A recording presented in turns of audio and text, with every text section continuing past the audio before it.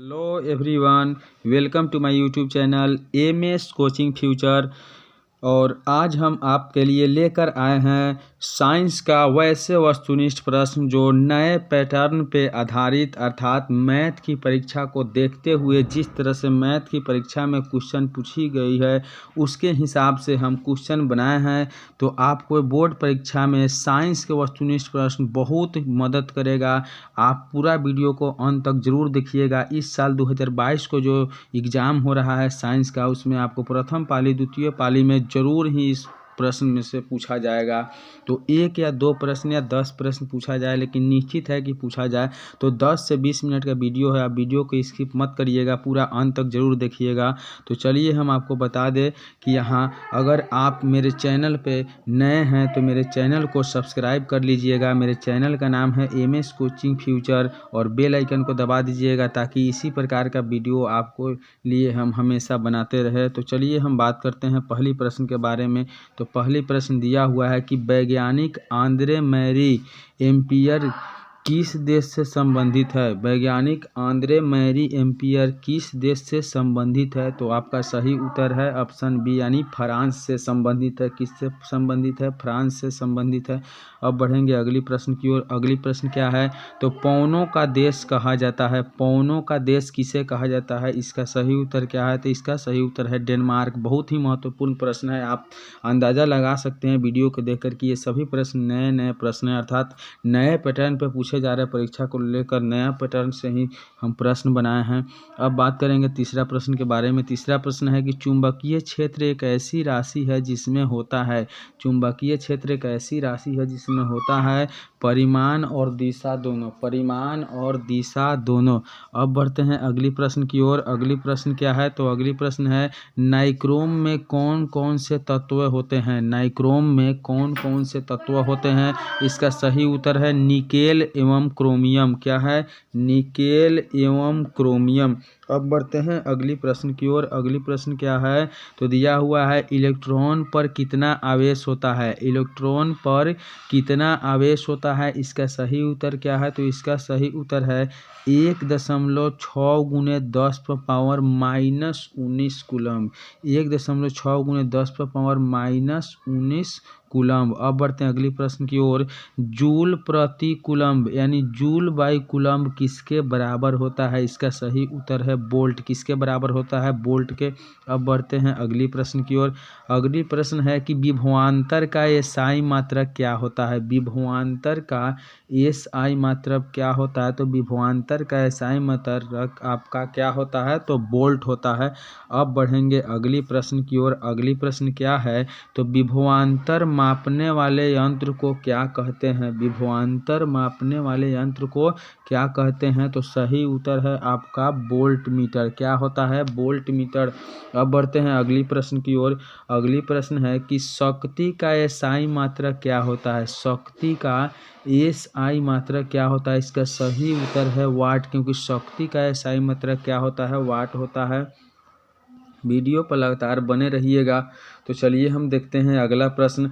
अगला प्रश्न है कि समतल दर्पण द्वारा बना प्रतिबिंब हमेशा होता है। समतल दर्पण द्वारा बना प्रतिबिंब हमेशा क्या होता है? तो काल्पनिक होता है। कैसा होता है? काल्पनिक होता है।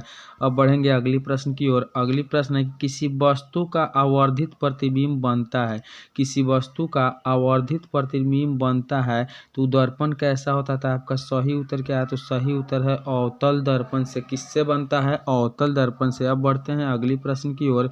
अगली प्रश्न है कि हजामत बनाने के लिए प्रयोग किया जाता है, यानी हजामत में किस दर्पण का प्रयोग किया जाता है? आपका सही उत्तर क्या है? तो सही उत्तर है अवतल दर्पण। क्या है? अवतल दर्पण।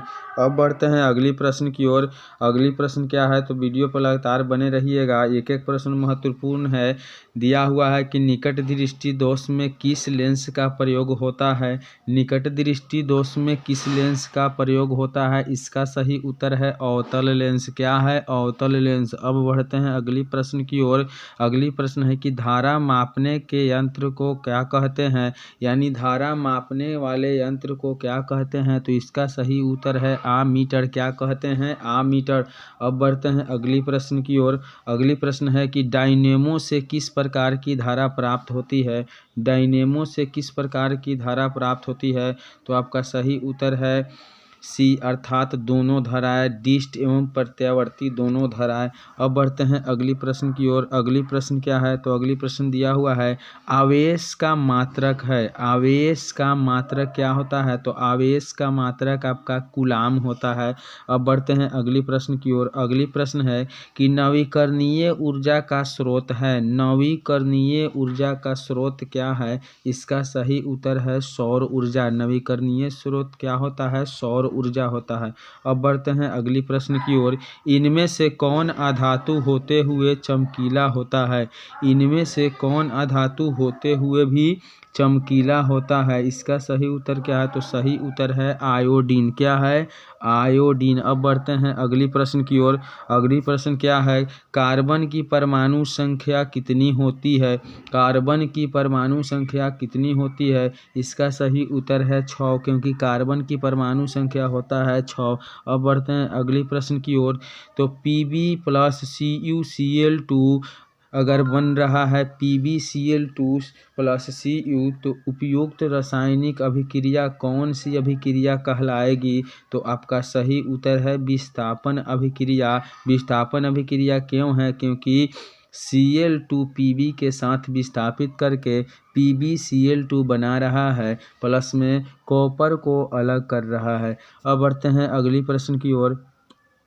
अगली प्रश्न है लोहा से जिंक को लेपित करने की क्रिया को क्या कहते हैं, लोहा से जिंक को लेपित करने की क्रिया को क्या कहते हैं, तो सही उत्तर है आपका गैल्वीकरण। क्या कहते हैं, गैल्वीकरण। अब बढ़ते हैं अगली प्रश्न की ओर। अगली प्रश्न है कि जस्ता तथा तनु हाइड्रोक्लोरिक अम्ल की अभिक्रिया के फलस्वरूप निम्न में से कौन सा गैस बनता है, तो इसका सही उत्तर क्या है, तो सही उत्तर है H2। क्या गैस बनता है, तो H2 गैस बनता है। अब बढ़ते हैं अगली प्रश्न की ओर। निम्नलिखित में से कौन अधिक अभिक्रियाशील है, निम्नलिखित में से कौन अधिक अभिक्रियाशील है, तो आपका सही उत्तर है Cu अर्थात कॉपर। अब बढ़ते हैं अगली प्रश्न की ओर। अगली प्रश्न दिया हुआ है कि निम्न में से कौन से अधातु है, निम्न में से कौन से अधातु है, तो आपका सही आंसर है सी अर्थात कार्बन अधातु है। अब बढ़ते हैं अगली प्रश्न की ओर। अगली प्रश्न क्या है, वीडियो पर लगातार बना रहिएगा। तो दिया हुआ है कि कैल्शियम की परमाणु संख्या कितनी होती है, कैल्शियम की परमाणु संख्या कितनी होती है, तो इसका सही उत्तर क्या है, तो सही उत्तर है ऑप्शन डी अर्थात 20। कैल्शियम की परमाणु संख्या कितनी होती है, तो 20 होती है। अब बढ़ते हैं अगली प्रश्न की ओर। अगली प्रश्न है कि सिलिका क्या है, सिलिका क्या है, तो इसका सही उत्तर है सिलिका इनमें से कोई नहीं, यानी धातु, अधातु और उपधातु भी नहीं है, इसलिए इसका सही उत्तर हो जाएगा ऑप्शन डी अर्थात इनमें से कोई नहीं।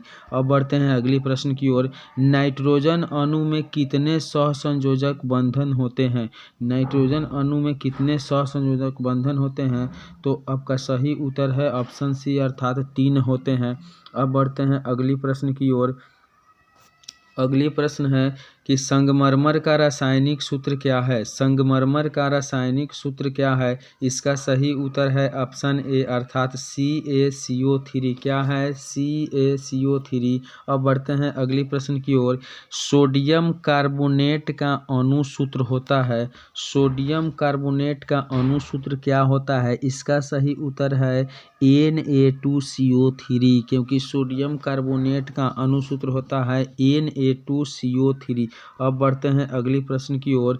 तो बंधन CHO क्रियाशील मूलक को क्या कहते हैं, बंधन CHO क्रियाशील मूलक को क्या कहते हैं, तो आपका सही उत्तर क्या है, तो सही उत्तर है एल्डिहाइड, यानी ऑप्शन बी। अब बढ़ते हैं अगली प्रश्न की ओर। अगली प्रश्न क्या है, वीडियो पर लगातार बने रहिएगा। दिया हुआ है कि सबसे कठोरतम तत्व कौन है, सबसे कठोरतम तत्व कौन है, तो इसका सही उत्तर क्या है? तो सबसे कठोरतम तत्व है आपका हीरा। क्या है?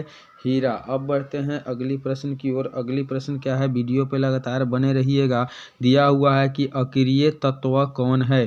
अक्रिय तत्व कौन है? इसका सही उत्तर क्या है? तो सही उत्तर है अपना ऑप्शन बी, हीलियम। क्या होता है? हीलियम अक्रिय तत्व है।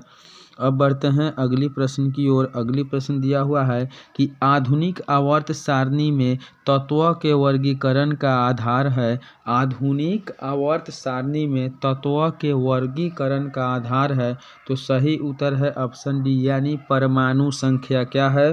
परमाणु संख्या। अब बढ़ते हैं अगली प्रश्न की ओर। अगली प्रश्न क्या है? वीडियो पे लगातार बने रहिएगा। तो हीलियम गैस कैसा तत्व है? तो हीलियम कैसा तत्व है? इसका सही उत्तर क्या है? तो इसका सही उत्तर है, क्योंकि हीलियम आपका अक्रियशील है। क्या है? अक्रियशील है। अब बढ़ते हैं अगली प्रश्न की ओर। अगली प्रश्न है कि निषेचन क्रिया के पश्चात युग्मनज में क्या बनता है? निषेचन क्रिया के पश्चात युग्मनज में क्या बनता है? तो इसका सही उत्तर है ऑप्शन बी, अर्थात भ्रूण बनता है। क्या बनता है? भ्रूण बनता है। अब बढ़ेंगे अगली प्रश्न की ओर। अवशेषी अंग का उदाहरण है। अवशेषी अंग का उदाहरण क्या है? तो इनमें से सभी अवशेषी अंग का उदाहरण है। अब बढ़ते हैं अगली प्रश्न की ओर। अगली प्रश्न दिया है कि एक आहार श्रृंखला में शाकाहारी से निर्माण होता है। एक आहार श्रृंखला में शाकाहारी से निर्माण होता है। इसका सही उत्तर क्या है? तो इसका सही उत्तर है द्वितीय पोषी स्तर। क्या है? द्वितीय पोषी स्तर। अब बढ़ेंगे अगली प्रश्न की ओर। अगली प्रश्न दिया हुआ है कि मैग्नीशियम पाया जाता है। मैग्नीशियम किसमें पाया जाता है? इसका सही उत्तर है ऑप्शन ए, अर्थात मैग्नीशियम क्लोरोफिल में पाया जाता है। अब बढ़ते हैं अगली प्रश्न की ओर। मनुष्य में प्रमुख उत्सर्जी अंग कौन है? मनुष्य में प्रमुख उत्सर्जी अंग कौन है? इसका सही उत्तर है वृक्क। क्या है? वृक्क। अब बढ़ते हैं अगली प्रश्न की ओर। अगली प्रश्न है कि खुला परिसंचरण तंत्र पाया जाता है। खुला परिसंचरण तंत्र पाया जाता है। इसका सही उत्तर है ऑप्शन सी, यानी कॉकरोच में पाया जाता है। अब बढ़ते हैं अगली प्रश्न की ओर। अगली प्रश्न दिया हुआ है कि इंसुलिन नामक हार्मोन की कमी से कौन सा रोग उत्पन्न होता है? इंसुलिन नामक हार्मोन के कमी से कौन सा रोग उत्पन्न होता है? तो आपका सही उत्तर है ऑप्शन बी, अर्थात मधुमेह उत्पन्न हो जाता है। अब बढ़ेंगे अगली प्रश्न की ओर। अगली प्रश्न दिया हुआ है कि तंत्रिका तनु की उत्पत्ति किस प्राथमिक ऊतक द्वारा होता है? तंत्रिका तनु की उत्पत्ति किस प्राथमिक ऊतक द्वारा होता है? इसका सही उत्तर क्या है? तो सही उत्तर है ऑप्शन आपका सी, अर्थात इंडोडर्म। क्या है? इंडोडर्म। अब बढ़ते हैं अगली प्रश्न की ओर। अगली प्रश्न दिया हुआ है कि मनुष्य में वृक्क एक तंत्र का भाग है जो संबंधित होता है। मनुष्य में वृक्क एक तंत्र का भाग है जो संबंधित होता है। इसका सही उत्तर है ऑप्शन सी, यानी उत्सर्जन से संबंधित होता है। किससे होता है? उत्सर्जन से। अब बढ़ते हैं अगली प्रश्न की ओर। दिया हुआ है कि दही के जमने में निम्नलिखित में कौन सी क्रिया होती है? दही के जमने में निम्नलिखित में कौन सी क्रिया होती है? इसका सही उत्तर है ऑप्शन सी, अर्थात किण्वन। क्या होता है? तो किण्वन होता है। अब बढ़ते हैं अगली प्रश्न की ओर। अगली प्रश्न क्या है? वीडियो पर लगातार बने रहिएगा। दिया हुआ है कि मानव मादा में निषेचन होता है। मानव मादा में निषेचन होता है कहाँ? तो फैलोपियन नलिका में होता है। कहाँ होता है? फैलोपियन नलिका में। अब बढ़ते हैं अगली प्रश्न की ओर। अगली प्रश्न दिया हुआ है कि मुकुलन द्वारा अलैंगिक जनन होता है। मुकुलन द्वारा अलैंगिक जनन होता है। इसका सही उत्तर क्या है? तो सही उत्तर है ऑप्शन ए, अर्थात हाइड्रा में। कहाँ होता है? हाइड्रा में। अब बढ़ेंगे अगली प्रश्न की ओर। अगली प्रश्न दिया है कि अलैंगिक जनन मुकुलन द्वारा होता है। अलैंगिक जनन मुकुलन द्वारा कहाँ होता है? तो इसका सही उत्तर है ऑप्शन बी, अर्थात ईस्ट में होता है। कहाँ होता है? ईस्ट में होता है। अब बढ़ेंगे अगली प्रश्न की ओर। अगली प्रश्न दिया हुआ है कि पराग कोष में होते हैं। पराग कोष में क्या होते हैं? इसका सही उत्तर है ऑप्शन डी अर्थात परागकण होते हैं। तो इसी के साथ हम वीडियो को यहीं पे समाप्त करते हैं और फिर मिलते हैं हम अगली वीडियो में। तो मेरे चैनल को सब्सक्राइब कर लीजिएगा ताकि आपका हम मदद हर पल हर जगह कर सकें।